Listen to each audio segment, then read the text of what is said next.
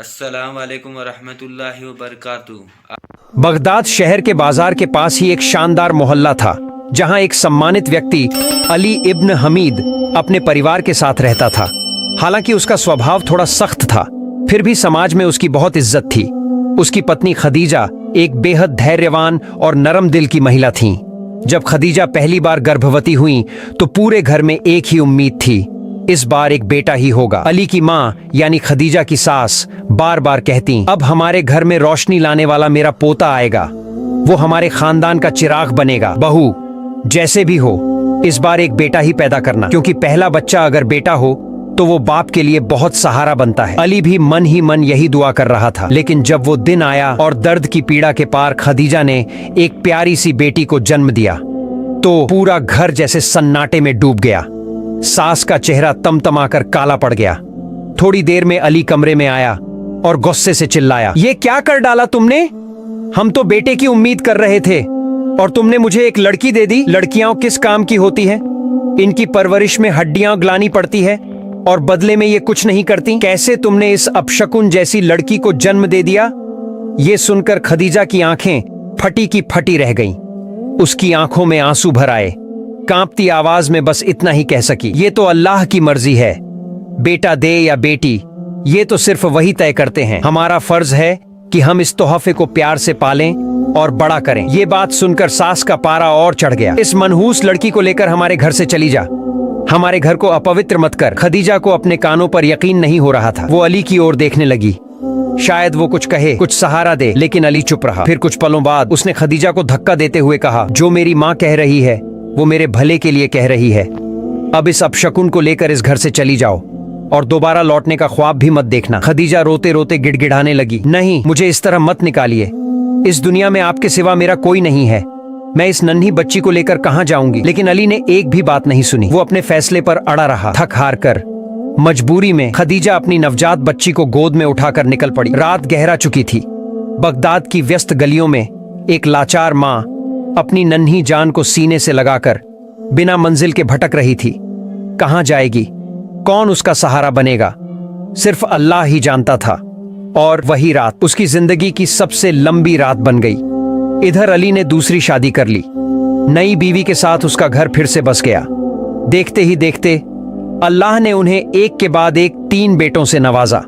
अब अली अपने बेटों के साथ एक सुखी और आरामदायक जीवन जीने लगा। लेकिन उसकी ये खुशियां ज्यादा दिन टिक नहीं पाईं। कुछ साल बाद अली एक भयानक बीमारी का शिकार हो गया। अब उसकी हालत इतनी खराब हो गई कि वो बिस्तर से उठ भी नहीं सकता था। यहाँ तक कि उसे पेशाब पाखाना भी बिस्तर पर ही करना पड़ता। अब अली की बीमारी दिन ब दिन बढ़ती जा रही थी।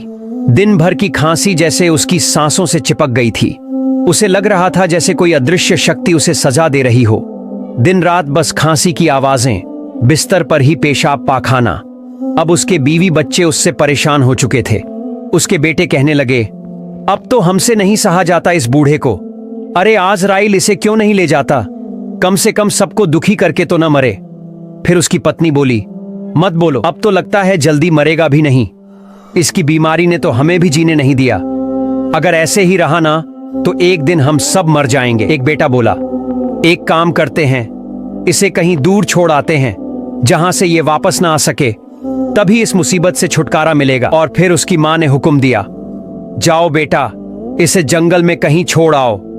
रात का अंधेरा था। बेटों ने मां की बात मान ली। अली को उठाया और एक सुनसान रास्ते पर फेंक दिया। जब बेटा लौटने लगा, अली ने पीछे से चिल्लाकर कहा, बेटा मुझे छोड़कर मत जाओ, मैंने तुम लोगों को पाल पोस कर बड़ा किया है। लेकिन बेटे ने कुछ नहीं सुना। बेचारा अली लाचार नजरों से देखता रहा। आंखों से आंसू बहते रहे पर कुछ कर नहीं सका। सुबह का वक्त था। रास्ते से एक नौजवान लड़की गुजर रही थी। वो एक डॉक्टर थी। जब उसने अली को इस हाल में देखा तो वो रुक गई। उसकी कोमल आंखों में करुणा चमकने लगी। वो झुककर बोली, बाबा आपका ये हाल किसने किया? अली रोते हुए बोला, बेटी जब अपने ही अपनों को धोखा देते हैं तब सच में दिल टूट जाता है। लड़की सब समझ गई। उसने कहा, चलिए बाबा, मैं आपको अपने क्लिनिक ले चलती हूं। वो उसे साथ ले गई। दवा दी, सेवा की, प्यार दिया और कुछ ही दिनों में अली की हालत सुधरने लगी। जब अली ठीक हुआ तो नम आंखों से बोला, ऐ दयालु बेटी, जब मेरी बीवी और बच्चों ने मुझे मरने के लिए छोड़ दिया तब तुम फरिश्ता बनकर आई और मेरी जान बचा ली। तुम्हारा ये एहसान मैं कभी चुका नहीं सकता। जिस माँ बाप ने तुम्हें जन्म दिया है वो कितने भाग्यशाली हैं। बताओ ना बेटी, कौन हो तुम और क्यों तुमने मेरी जान बचाई? ये सुनकर लड़की की आंखें भर आईं। उसने धीरे से आंसू पोंछे और बोली, मैंने नहीं बचाया आपको तो अल्लाह ने बचाया है। मैं तो बस एक डॉक्टर हूं, मैंने अपना फर्ज निभाया है। और आपने मेरा नाम पूछा तो सुनिए, मैं वही अपशगुन बेटी हूं।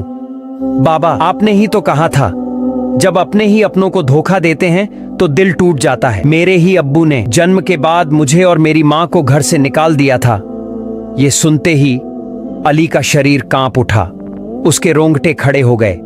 आंखों के सामने वो पुरानी रात घूमने लगी जब उसने उस बच्ची और उसकी मां को कड़वी बातों और गुस्से में घर से निकाल दिया था। उसकी आंखें भर आईं और वो फूट फूट कर रोने लगा। रोते हुए बोला, बेटी, तुम्हारी मां का नाम क्या है? लड़की ने धीरे से कहा, मेरी मां का नाम खदीजा है। अली कांपते होठों से बोला, तुम खदीजा की बेटी हो? तुम मेरी साफिया हो? लड़की ने होंठ दबाए, रुलाई को रोका और बोली, हां, मैं वही साफिया हूं, वही मनहूस जिसे जन्म लेते ही बाप के प्यार से महरूम कर दिया गया था। वही बेटी जो बचपन से अपशगुन कहलाकर बड़ी हुई। पता है अब्बू, जब आपने हमें घर से निकाला तब मेरी अम्मी ने पत्थर सी जिंदगी जीकर मुझे बड़ा किया, मुझे पढ़ाया, डॉक्टर बनाया। उन्होंने कभी आपकी कमी महसूस नहीं होने दी। पर जब स्कूल में देखती थी कि बाकी बच्चियों को उनके अब्बू गोद में उठाते हैं तो मेरा भी दिल करता था मैं भी पुकारूं अब्बू, पर मैं चुप रह जाती थी। ये सुनकर अली की आंखों से आंसू बहने लगे। वो बस साफिया को देखता रहा, फिर कांपती आवाज में बोला, बेटी साफिया, क्या तुम मुझे माफ करोगी? साफिया चुप रही, कुछ नहीं बोली। तो अली हिचकियां लेकर जोर जोर से रोने लगा। आंखें बंद करके बस इतना ही कह पाया, हाय, मैंने कितना बड़ा गुनाह किया। अली रोते हुए बोला, मैं तुम्हारे चेहरे में उसी बेटी को देख रहा हूं जिसे मैंने एक दिन ठुकरा दिया था। मैं जानता हूं मुझे सजा मिलनी चाहिए, पर मैं अब ये तकलीफ और नहीं सह सकता। ये सुनकर साफिया ने शांत स्वर में कहा, मैं एक डॉक्टर हूं अब्बू, मेरा काम है लोगों को ठीक करना, सजा देना मेरा काम नहीं है। लेकिन आप याद रखिए, आपने मेरे साथ जो अन्याय किया था उसका हिसाब केवल अल्लाह देंगे। तब अली फूट फूट कर रोने लगा और बोला, मां साफिया, क्या तुम सिर्फ एक बार मुझे माफ कर सकती हो? साफिया की आवाज थोड़ी कांपी, फिर वो धीरे धीरे बोली, अब्बू, आपके लिए मेरे दिल में बहुत गुस्सा और शिकवा था, लेकिन मैं आपको कोई सजा नहीं दूंगी, क्योंकि चाहे जैसे भी सही, आपके ही खून से मेरी रगें चलती हैं। लेकिन अब्बू, अल्लाह के सामने आप क्या जवाब देंगे? यह सुनते ही अली ने अपना सिर नीचे झुका लिया, उसके होंठ कांप रहे थे। मां, मुझे मालूम है मैं माफी के लायक ही नहीं हूं। मैं तो बस एक बेटा चाहता था जो मेरा नाम आगे बढ़ाए, पर मुझे समझ नहीं आया कि असली वारिस बेटा नहीं होता, उसके कर्म होते हैं। और आज वही बेटी जिसे मैंने एक बोझ समझा, वो मेरी सबसे बड़ी राहत बन गई। अब साफिया कुछ नहीं बोली। एक सुबह अली अपने क्लिनिक के बाहर बैठा था, अकेले, गुमसुम, सोच रहा था, क्या मैं इतना बेकार था कि मेरे अपने भी मुझे छोड़ गए? तभी पीछे से एक नरम सी आवाज आई, अब्बू। अली ने मुड़कर देखा, साफिया खड़ी थीं। साफिया मुस्कुराते हुए बोली, अब्बू, अल्लाह ताला किसी को भी बेकार नहीं बनाते, वो हमें सिर्फ हमारे कर्मों से आजमाते हैं। अली चुपचाप बैठा रहा, हर शब्द उसके दिल में उतर रहा था। थोड़ी देर बाद वो धीमे से बोला, मां साफिया, अब मैं कहां जाऊं? साफिया ने उसकी आंखों में झांक कर कहा, अब्बू, क्या आपने कभी मेरी अम्मी को ढूंढने की कोशिश की? यह सुनकर अली जैसे जम गया।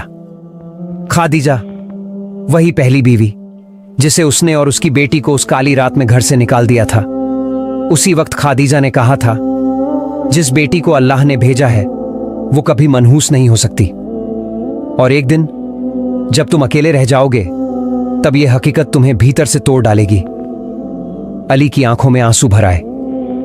साफिया ने कहा, अब्बू, मैं जानती हूं अम्मी कहां हैं, क्या आप उनके सामने खड़े होने की हिम्मत रखते हैं? अली ने धीरे से सिर हिलाया। फिर दोनों निकल पड़े, एक अनजाने सफर की ओर। शहर के एक कोने में एक छोटा सा कुटिया था। साफिया वहां जाकर रुकी। दरवाजे पर खड़ी थी एक बूढ़ी महिला, धूप से झुलसा चेहरा, पर आंखों में एक अनोखी शांति थी। अली ने जब खादीजा को देखा, वो सन्न रह गया। क्या कहे, क्या बोले, समझ ही नहीं पाया। अचानक वो जमीन पर घुटनों के बल बैठ गया और जोर से रोते हुए बोला, खादीजा, मैंने तुम्हें खो दिया, मैं जानता हूं। ऐसी वीडियो देखने के लिए हमारे चैनल को सब्सक्राइब करें।